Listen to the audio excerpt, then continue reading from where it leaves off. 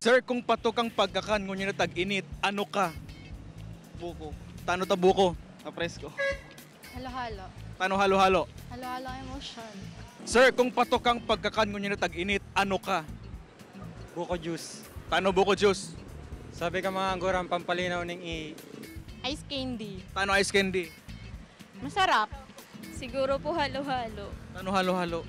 Maraming sabaw. Tapos masarap. Kung pagkakan ka na patok mo niya na tig-init, ano ka? Pares. Digdadayo kang mga turista. Ice candy. Masarap. Milk tea.